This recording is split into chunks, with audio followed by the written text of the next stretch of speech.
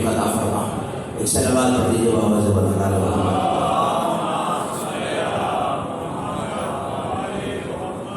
یقیناً وقت بھی ملحوظ خاطر ہے اور مجھے آج اپنے موضوع اور اپنے عنوان کو بھی آپ کے حوالے کرنا ہے. تو جتنی تیزی سے آپ آیت کا ترجمہ محفوظ کر لیں گے اگلی منزلیں اتنی تیز تر اور آسان تر ہے. اجازت ہے آیت کا ترجمہ آپ کے حوالے کروں. سورہ مبارکہ بقرہ کلام مجید کا دوسرا سورہ ہے اور اس کی 30ویں آیت کو میں نے کلام مجید سے تلاوت کرنے کا شرف حاصل کیا. ارشاد ہے اے میرے حبیب یاد کیجیے اس وقت کو جب آپ کے پروردگار نے ملائکہ سے یہ کہا کہ انی جاعل فی الارض خلیفہ، میں زمین پہ خلیفہ بنا رہا ہوں. تھوڑا سا بیدار ہو جائے میرے ساتھ، مجھے اس منزل تک آپ کو لے کے جانا ہے. میں زمین پہ خلیفہ بنا رہا ہوں. پلٹ کے کہنے لگے اتاجر فیہا من یفسد فیہا من یفسد الدماء، اسے بنا رہا ہے جس کی نسل خون ریزی کرے گی، فتنہ اور فساد کرے گی. نحن نسبح بحمدہ، ہم تیری حمد کے ساتھ تسبیح کرتے ہیں. اسے نہ بنا ہمیں بنا، اسے نہ بنا اور اس کی اولاد کو نہ بنا ہمیں بنا. اس کا مطلب ہے فرشتے یہ کہہ رہے ہیں ہم تیری حمد کے ساتھ تسبیح کرتے ہیں. تو یہ جس کی نسل خون ریزی کرے گی، فتنہ اور فساد کرے گی، یہ اس لائق نہیں ہے کہ یہ خلیفہ بنے. اس کا مطلب ہے کہ تسبیح کوئی اتنی افضل چیز تو ہے کہ اللہ آدم کے بدلے خلافت نبیوں سے لے کر فرشتوں کو دے سکتا، اور فرشتے ڈیمانڈ بھی کر رہے ہیں، مانگ بھی رہے ہیں، طلب بھی کر رہے ہیں. میں آنے والی مجلسوں میں تفصیلات کے حوالے کرتا چلوں گا، لیکن غور طلب بات جو ایک ہی نقطہ آپ کے حوالے کر رہا ہے اپنی منزل سے قریب ہو گئے. کیا کہہ رہے ہیں تاجروں کی ہاں میں یوسف کی ہاں میں یوسف کو امام، اسے بنا رہا ہے جس کی نسل خون بہائے گی، فتنہ فساد کرے گی. اسے نہ بنا ہمیں بنا. کیوں؟ کس بنیاد پر؟ نحن نسبح بحمدہ، ہم تیری حمد کے ساتھ. ہاں بولے گا ہاں آپ بھی میرے مزاج سے واقف ہو چکے ہیں. ایک ساتھ میں میں بھی آپ کا مزاج سمجھ گیا. جانتے ہیں ذکر اہل بیت میں بولنے سے کچھ نہیں ہوتا، انسان کا قبیلہ پہچانا جاتا ہے. کبھی کبھی کہہ گا بولے گا کہ پہچانا جاؤ. بھائی نوجوان دوست میری مدد کرتے رہے کہ مدد آسان ہو جائے گی. اس کا مطلب ہے تسبیح کی بنیاد پر فرشتے یہ کہہ رہے ہیں کہ ہم اس خاکی بشر سے افضل ہیں. اچھا تو ان میں ایک اور بھی تھا جس نے ہلکا سا انکار کیا اور اللہ نے نکال دیا، قیامت تک کے لیے مظلوم کر دیا. کون ہے وہ؟ مجھ سے بہتر جانتے ہیں. آدم کا قصہ آپ کو یاد ہے. کون ہے؟ ابلیس. سب کچھ تو اس نے بھی اعتراض کیا، فرشتوں نے بھی اعتراض کیا. پہلے والے وجہ کیا ہے؟ فرشتوں کو تو تم نے بارگاہ سے نہیں نکالا. کیا ان کا اعتراض اور ہے، اس کا اعتراض اور ہے. انہوں نے کہا اس کی نسل جا کے فتنہ و فساد کرے گی، اور وہ یہ کہہ رہا ہے پہلے والے خلقتنی من نار وخلقتہ من طین، مجھے آگ سے بنایا ہے، اسے مٹی سے بنایا ہے. وہ ظاہر کو دیکھ رہا ہے. مجھے بہت تیزی سے اپنی منزل کی طرف بڑھنا ہے. وہ ظاہر کو دیکھ رہا ہے. اس کا مطلب ہے، اور جواب بھی خدا کا قرآن میں رکھا ہوا ہے، ما منعک یا ابلیس ان تسجد لآدم لما خلقت بیدی. اے ابلیس مجھے کیا روک رہا ہے اس آدم کو سجدہ کرنے سے جسے میں نے اپنے دونوں ہاتھوں سے بنایا ہے. اس کا مطلب ہے سجدہ آدم کے ہاتھ کی پیکر کو نہیں ہے، خدا کے ہاتھ کی نسبت کو ہے. ابلیس کا قصور یہ ہے وہ پیکر دیکھ رہا ہے، نسبت نہیں دیکھ رہا، ظاہر دیکھ رہا ہے، باطن نہیں دیکھ رہا، ہاتھ دیکھ رہا ہے، اللہ کا ہاتھ نہیں دیکھ رہا. تو آج بھی ملا کا یہی مسئلہ ہے، وہ علم کا پھریرا دیکھ رہا ہے، عباس کی نسبت نہیں دیکھ رہا.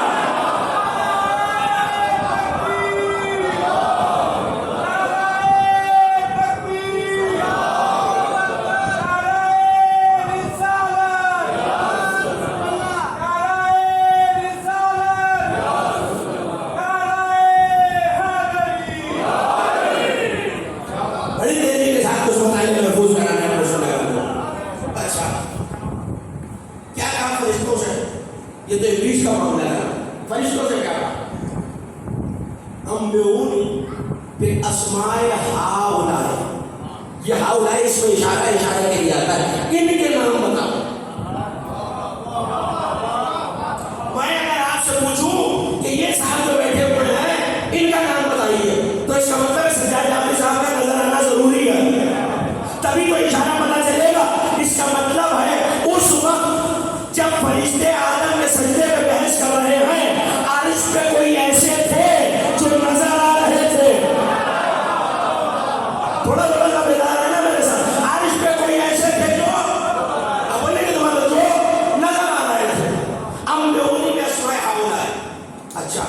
تو قرآن نے فیصلہ کر دیا علم آدم اسماء اللہ، ہم نے آدم کو سارے اسماء سے ملا دیے. ایک اچھا استاد، توجہ رکھنا مثال پہنچے تو جملہ پہنچ جائے. ایک اچھا استاد ایک شاگرد کو سبق پڑھائے، دوسرے کو نہ پڑھائے اور امتحان دونوں سے لے لے، یہ انصاف ہے؟ نہیں، میری مدد کریں تو بات آگے بڑھے گی. یہ انصاف ہے؟ نہیں. علامہ حسین حمدانی درود آبادی نے شرح جامعہ جامعہ میں یہ جملہ لکھا کہ نام انہیں بھی پتا تھے، نام حضرت آدم علیہ السلام بھی جانتے ہیں، بس فرق یہ ہے فرشتے یہ نہیں جانتے تھے پانچوں میں مصطفیٰ کون ہے، علی کون ہے، زہرا کون ہے، حسن کون ہے، حسین کون ہے. آدم نے یہ بتایا ان میں یہ ہے، یہ ہے، یہ ہے، یہ ہے.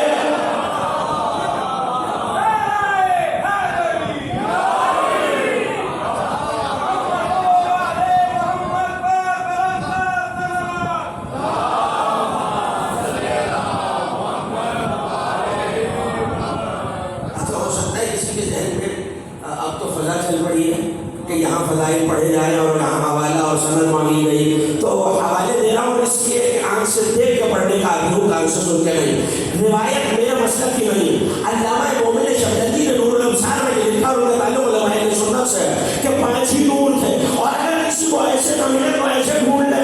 کیا کہا ہے اللہ نے؟ ہم نے انہیں اسمائے ہاؤلائے، یہ لفظ ہاؤلائے یاد رہے گا تو تم کو لطف آئے گا. ان ہاؤلائے کے نام بتاؤ. میں تلاش کرتا پیر محل پہنچا، امام بارگاہ میں آیا تو مولانا حدیث کتاب پڑھ رہے تھے. نبی گھر آئے، کہیں میں اجلو کی بدن ذوقا، مجھے اپنے بدن میں ذوق محسوس ہو رہا ہے، مجھے اپنی چادر اڑا دیجیے.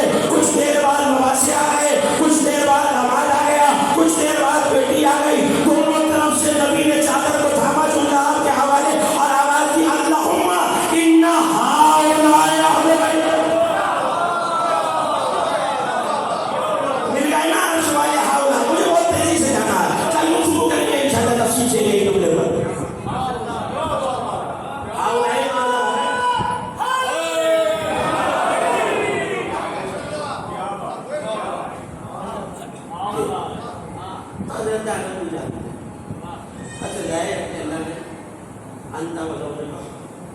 آدم آپ کو اور آپ کی زوجہ جنت میں چلے گئے، چلے گا حضرت آدم کو تو ایک حکم دیا تھا کہ جہاں سے جاؤ کھاؤ پیو لیکن لا تقربوا الشجرہ. ترجمہ کرنے والوں نے مجھے نہیں پتا، صاحبان علم اور مولا کے شاگرد میرے دائمہ نشیب فرمائے کس احتیاط کی بنا پر یہ ترجمہ کر دیا کہ اس شجر کے قریب نہ جانا. کلام مجید میں شجر کا لفظ ہے ہی نہیں. شجرہ آدم اس شجرے کے قریب مت جانا. اگر نہیں مجھے پنجاب کی سرزمین پہ تو سمجھانے کی ضرورت نہیں ہے. تمام مشرق نے لکھ دیا بھائی گندم کا دانہ کھا لیا تھا حضرت آدم نے. نہیں، میں تو آیت روایت کی بات ہی نہیں کرتا. جہاں گندم کی فصل لگی ہوئی ہو نا جا کے دیکھیے گا، گندم کا خوشہ اور بالی ہوتی ہے، درخت نہیں ہوتا. کوئی شجرہ ایسا ہے. اب میں کیا کروں کہ دامن وقت میں گنجائش نہیں ہے کہ میں بہت تفصیل سے گفتگو کروں. صاحب تفسیر برہان اور صاحب تفسیر میرۃ الانوار علامہ ابو الحسن قادرانی اور عاجز بارانی دونوں نے لکھا کہ کسی پوچھنے والے نے جب بارش قرآن سے پوچھا مولا وہ کون سا شجرہ ہے؟ کہ آدم نے تصور اور خواہش کی تھی کاش میں شجرے جیسا ہوتا. یہی ترک اولا. اب مجھے ترک اولا پہ رکنا نہیں مگر کیا کوئی عمل سے تعلیم پوچھیے. کسی ایسے عمل کو بالکل آسان کرنے نوجوانوں کے حوالے کروں، کسی ایسے عمل کو جو مشیت خدا کے نزدیک افضل ہو، کسی کمتر کے لیے چھوڑ دینا ترک اولا. اور یہ اولا عمل چھوڑ دینے کا نتیجہ بتائے گا. ابو البشر جنت سے نکالے اور صرف نکالے نہیں گئے. اب میں کیا کروں، حضرت آدم کی عزت اور مرتبہ ملحوظ خاطر ہے، لیکن قرآن یہی کہہ رہا ہے کہ اللہ نے لباس تک جنت کا واپس لے دیا. میں نے کہہ رہا، قرآن کہہ رہا ہے یحسبان ہم من مرض الجنہ، جنت کے پردے لپیٹ کے اتارے گئے. اس کا مطلب ہے کہ حضرت آدم ابو البشر پہلا خلیفہ پہلی حجت جنت میں تھا، مگر اولا کو ترک کرنے پر نکال دیا گیا.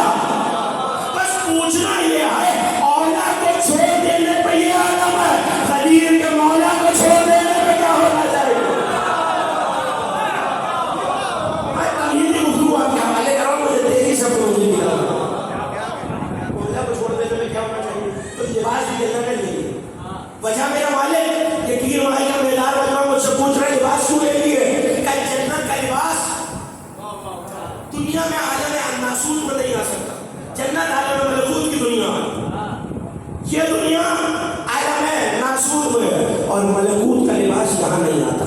میں نے کہا مالک پھر تیرا ہی قانون ہے، لن تجد لسنت اللہ تبدیلا، تیرے قانون بدلتے نہیں ہیں. کل ہمارے بابا آدم کو تم نے نکالا تھا تو یہ کہہ کے لباس لے لیا کہ جنت کا لباس دنیا میں نہیں آئے گا. مگر میں کیا کروں، میں مدینے کے شہر میں دیکھ رہا ہوں عید کا دن ہے تو بچے ماں کے پاس آئے ہیں، آگے کہتے ہیں اماں ہمارے لباس کہاں ہے. واقعہ آپ کے ذہنوں میں محفوظ ہے. اماں ہمارے بولیں گے بعد اماں ہمارے کہنے بھائی کی بیٹی نے کہہ دیا تنظیم ماشاء اللہ کوئی عام فرشتہ. دیکھیے جبرائیل لباس نہیں لائے، رضوان جس کے پاس جنت کی چابیاں. اچھا میں اس امام باقا کے ساتھ محمد علی صاحب کی چابیاں انہوں نے ملا کے میرے حوالے میں. اب چابیاں میرے پاس، اب سجاد جاوید ہو، محمد علی صاحب ہو، عابد صاحب ہو، بارگاہ کے متولی بھی ہیں مگر بارگاہ میں آ نہیں سکتے. کیوں؟ چابیاں میرے پاس ہیں. اس کا مطلب ہے جب تک چابی والا راضی نہ ہو تو بھائی یہ کوئی عام فرشتہ تو ہے نہیں. لیکن جیسے ہی دروازہ سیدہ پہ آیا تو اللہ نے کہا خبردار یہ نہ کہنا رضوان جنت آیا، کہنا بی بی انا خیاط الحسنین، حسنین کا درزی آ گیا. نہیں میں نے یہ جملہ آپ کی توجہات حاصل کرنے کے لیے کہا. آپ داد دے رہے ہیں، بہت عمدہ سن رہے ہیں، لیکن پوچھنا بس اتنا ہے کہ قرآن میں اسی کا فیصلہ ہے کہ اس کے قانون میں تبدیلی واقع نہیں ہوتی. تو جب نہیں ہوتی میرے والے، کل تک ابو البشر سے لباس لے لیا اور آج دو بچوں کو شہزادوں کے لیے لباس بھجوا دیا. کہ امت مصطفیٰ کو سمجھانا ہے وہ ساکن جنت تھے، یہ دونوں مالک جنت ہے.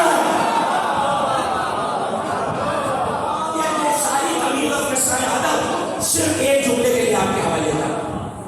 بھاری ہوئی مسجد نبوی دل دھرنے کی جگہ پہ سن لیا نا. پہلا خلیفہ جس نے انکار کیا وہ شیطان، جنہوں نے سجدہ کر لیا وہ فرشتے. حوالے یاد رکھیے گا. امام اعظمی صاحب سین الفتح کی شرح سورہ العطا، فرائض الصمدین امام اخوانی جنہیں امام البری بھی لکھا ہے، کفایت الطالب گنجی شافعی، مناقب امیر المومنین ابن عقدہ کوفی، مناقب خارزمی. پنجتن کے ماننے والوں کو 5 حوالے تو کافی ہونے چاہیے. سب نے یہ لکھا کہ پیغمبر اکرم نے آنے والی مجالس میں اسے حدیث تشریح کہتے ہیں. آنے والی مجالس میں گفتگو کروں گا اور اس کا برس 8 محرم کو شہید ٹکڑا آپ کے حوالے کر چکا ہوں. نبی نے یہ فرمایا جو آدم کو اس کے علم میں دیکھنا چاہے، جو نوح کو اس کی نجابت میں دیکھنا چاہے، جو ابراہیم کو خلت میں دیکھنا چاہے، جو یحییٰ کو عبادت میں دیکھنا چاہے، جو عیسیٰ کو شہرت میں دیکھنا چاہے، جو موسیٰ کو حیرت میں دیکھنا چاہے اور مجھے ویسے دیکھنا چاہے جیسا میں ہوں، وہ علی ابن ابی طالب کو دیکھنا.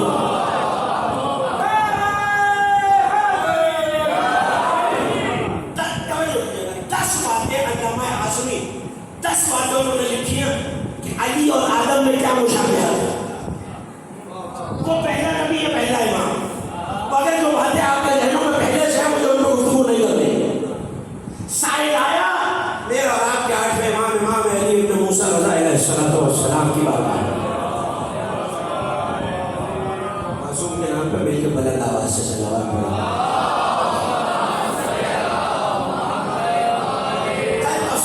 تشبیہ پہ گفتگو کروں. پہلی حجت کتنے نبیوں کا، بعض روایتوں میں 90 انبیاء تک کے نام نبی نے لیے اور یہ کہا کہ سب کے سب کو دیکھنا چاہے وہی کو دیکھے. اس کا مطلب کیا ہے؟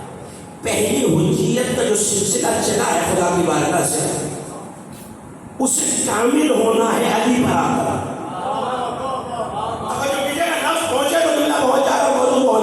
اسے کامل ہونا ہے علی بنا کر، اور جہاں سے دین شروع ہوا ہے دین بھی کامل ہوگا علی بنا کر.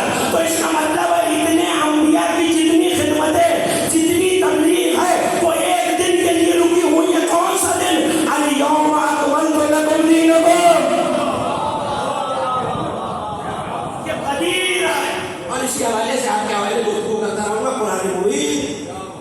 تکمیل دین. لیکن آج کی حد تک ایک جملہ تو سنتے جائیے. حدیث آپ کے حوالے کر رہا ہوں. اس حدیث کو علامہ بہرانی نے اپنی کتاب معالم العلوم میں لکھا. سائل آیا تمام ہو گئے اور والی خراسان سے آ کے یہ پوچھ رہا ہے فرزند رسول ایک جملے میں غدیر سنا دی. اچھا آپ گھبرا گئے, آپ نے نہیں سنا, مولانا نے سنا دیا. ایک جملے میں غدیر. پلٹ کے کہنے لگے کہ اگر آج کی رات سے میں علی کی ولایت اور غدیر خم سنانا شروع کروں تاج صبح محشر سناتا رہوں, محشر تو آ جائے گا, غدیر کی فضیلتیں کم نہیں ہوگی. لیکن توجہ ابھی ختم ہو رہی ہے. لیکن اگر تم نے ایک جملے میں پوچھا تو سن, غدیر کے دل کی مثال سجدہ آدم کی مثال ہے. جنہوں نے تب سجدہ کیا وہ ملائکہ ہو گئے, جس نے انکار کیا وہ ابلیس ہو گیا. غدیر کا معاملہ بھی یہی ہے, جس نے مانا وہ فرشتوں سے افضل, جس نے انکار کیا وہ ابلیس سے بدتر ہو گیا.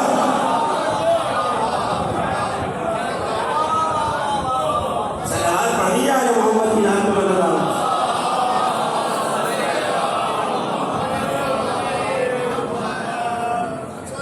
ایک بات اور آپ کے حوالے کر دوں, اگر جلدی نہ ہو رہی ہو مجھے آپ سے کہیں زیادہ جلدی اور بہت دور جانا. ایک جملہ علامہ آسمی کا لکھا ہوا آپ کے حوالے. اچھا اللہ نے کیا کیا, فخر الجنت الرجیم نکل چلا جا, راندہ لڑکا ہو جا.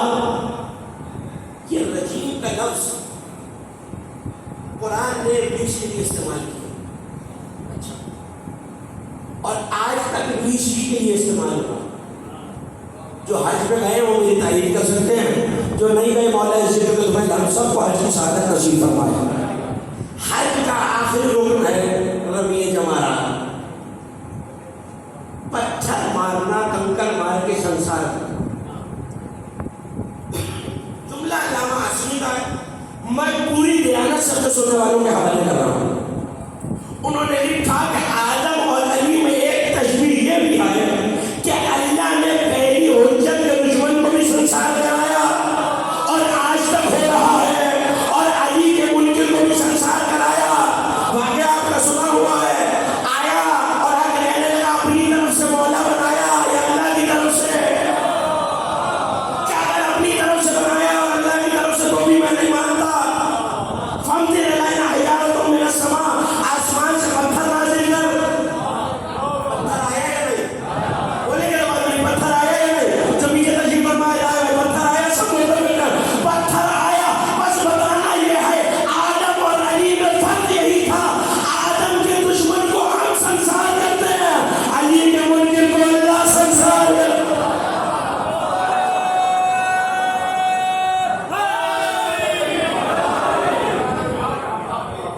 اسی طرح یہ دین کے مرحلے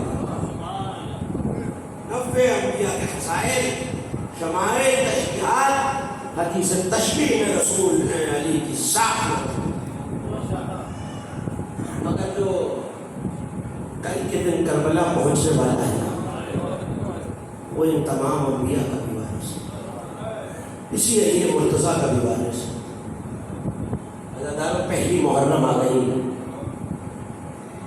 عزا خانے سجدے, مگر جب یہ عزا خانے سجدے ہیں تو کچھ مہمان ایسے ہیں جو عزا خانوں میں آ جاتے ہیں. ایک بی بی ہے جو بقیہ سے چل کے شام آتی ہے, ایک قبر پہ آواز دے کے کہتی ہے زینب اٹھو تمہارے بھائی کے عزادار آ رہے ہیں. عزاداروں رونے میں شرمائے نہ کیے ہیں. آپ کا کوئی امام ایسا نہیں ہے جو یہ کہتا نہ گیا ہو جب ہماری مصیبت پہ رویا کرو تو ایسے چیخ مار کے رویا کرو جیسے بوڑھی ماں جوان بیٹے کے لاشوں پہ روتی ہے. آپ کے چھٹے امام سجدے میں سر رکھ کے کہا کرتے تھے پائنے والے ہیں ان چیخوں پہ اپنی رحمت نازل فرما جو ہمارے مسائل میں مدد ہوتی ہے. اجرکم للہ. عزاداروں مگر یہ بیوی اس بیوی کو لے کے سیدھی مجلس میں نہیں آتی. سنو کہ کہا جاتی ہے یہ دونوں ماں بیٹی شام کے زندان طلب کرتی ہیں. ایک ننھی سی قبر کے سرانے آگے کہتی ہے سکینہ اٹھو بیٹا تمہارے بابا کے عزادار آئے۔ عزاداروں یہ دونوں بیویاں اس ننھی سی شہزادی کو لے کے کہیں میری ماؤں بہنوں میں بیٹھ جاتی ہیں، لیکن جب آپ گریا کرتے ہیں نا تو یہ بچی پھوپھی کی گود چھوڑ دیتی ہے، ایک ایک عزادار کا چہرہ دیکھتی جاتی ہے، اور جب آپ کو ماتم کرتا دیکھتی ہے، آپ کو آنسو بہاتا دیکھتی ہے، تو ایک مرتبہ اپنی پھوپھی سے پوچھتی ہے پھوپھی اماں یہ کس سے رو رہے ہیں، پھوپھی اماں یہ کس کا ماتم کر رہے ہیں؟ جناب عالیہ پلٹ کے کہتی ہے سکینہ ان میں کوئی تمہارے بابا کو رو رہا ہے، کوئی چچا کا ماتم کر رہا ہے، کوئی بھیا علی اکبر کو رو رہا ہے۔ جانتے ہو عزادار بچی کیا کرتی ہے؟ ننھے ننھے ہاتھ نیلے رخساروں پہ رکھ کے کہتی ہے پھوپھی اماں جب یہ روتے ہیں کوئی انہیں تمانچہ تو نہیں مارتا؟ اجرکم اللہ۔ ابھی منتظمین بھی نہیں آئے ہوتے، ابھی باریان فرش بچھانے والے بھی نہیں آئے ہوتے کہ یہ بی بی سب سے پہلے عزاخانے میں آ جاتی۔ اس کے ساتھ میرا عقیدہ بھی ہے، تحریک بھی کسی مومن کے دائیں بائیں وہ عزادار ہے جس کے گلے پہ توق کا نشان ہے۔ جب پہلا عزادار عزاخانے میں آتا ہے نا عزاداروں تو یہ بی بی آواز دے کے کہتی ہے سید سجاد اگر پردے کا معاملہ نہ ہوتا تو میں فاطمہ زہرا خود آگے بڑھ کے اس کا شکریہ ادا کرتی، مگر میرے ہاتھ یہ میرے بچے کو رونے آنا ہے، ذرا دونوں ہاتھ پیشانی پہ رکھ کے اس سے کہہ دے تجھے فاطمہ زہرا نے سلام کہا۔ اجرکم اللہ، اجرکم اللہ۔ فصل ازا ہو گیا، کل پڑھوں گا حسین کی نوحات کے مسائل، مگر آج تو چار جملے سن لیے ہیں۔ علماء مقاتل نے لکھا کہ ایک تاجر تھا مدینے میں جو اپنے گھر شہر محرم کیا کرتا تھا، اسے جب نفع ہوتا وہ حسین کی عزاداری پہ خرچ کر دیتا، مگر ایک سال ایسا بھی آیا جب اسے بہت نقصان ہوا، گھر کے برتن تک گر گئے، پہننے کو کپڑا نہیں تھا، کھانے کو کھانا نہیں تھا، مگر ایسے میں وہ یہ سوچتا جا رہا تھا محرم قریب ہے، مجھے مظلوم کی مجلس وفا کرنی ہے۔ ایسے میں جب محرم میں 2 دن باقی رہ گئے نا عزاداروں تو ایک مرتبہ اس کی زوجہ قریب آئی، ہاتھ کاندھے پہ رکھا، کہا گھبرانا نہیں، ہم نے بڑے مشکل حالات میں عزاداری برپا کی ہے، ہاں آج اگر مشکل وقت آیا ہے تو کیا ہوا، ہم کوئی قیمتی چیز بازار میں بیچ دیں گے۔ مجھے سمجھا کہ یہ عورت ہے اس کے پاس کوئی زیور ہوگا، کہ تیرے پاس کوئی قیمتی چیز ہے، کہا ہاں میرا ہاتھ تھام، ایک مرتبہ شوہر کا ہاتھ تھاما، سنو کیا عزاداروں اس حجرے میں آئی جہاں 2 ننھے ننھے بچے سو رہے تھے، ایک مرتبہ رو کے کہنے لگی میرے پاس ان چاند کے ٹکڑوں سے قیمتی کچھ نہیں ہے، چاہیے حسین کے لیے بازار میں بیچ۔ اجرکم اللہ۔ خدا جانے لوگوں نے کیسے کیسے عزاداری کی ہے۔ ایک مرتبہ کیا دل ہے اس بات کا، بچوں کا ہاتھ تھام کے اس بازار میں آیا جہاں غلام بیچے جاتے تھے، عزاداروں صبح سے تیار کر کے آواز دینے لگا کوئی ہے جو غلام خریدے، کوئی خریدار نہیں ہے، بار بار آواز لگاتا ہے کوئی ہے جو غلام خریدے۔ جب کوئی نہیں آیا نا عزاداروں تو بلند آواز سے کہنے لگا جو خریدے وہ بے شک محنت زیادہ کرائے، پیسے تھوڑے دے دے، مجھے حسین کی عزاداری کرنی ہے۔ عزاداروں شام ڈھلنے لگی، محرم کی چاند رات آ گئی، چاند کا نظر آنا تھا، جب اسے کوئی امید نہیں نظر آئی نا بچوں کے سروں پہ ہاتھ رکھا، بقیہ کا رخ کیا، آواز دی اب حسین جانے اور مادر حسین جانے۔ اجرکم اللہ۔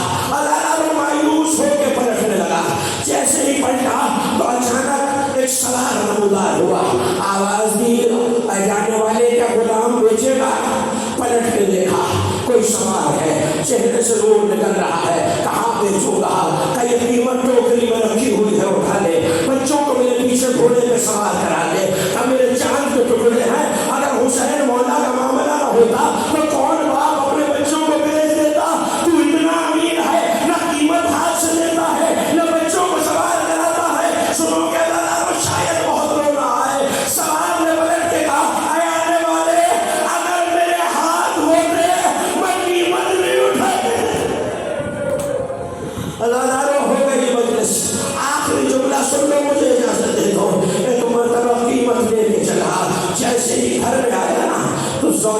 دروازے پہ کھڑی تھی، ماں کا دل تھا نا تڑپ رہی، ایک مرتبہ آواز دی بیچایا ہے بیٹوں کو، کب بیچایا؟ کہا ہم حسین کی عزاداری کریں گے، عزاداروں کی قیمت سامنے رکھ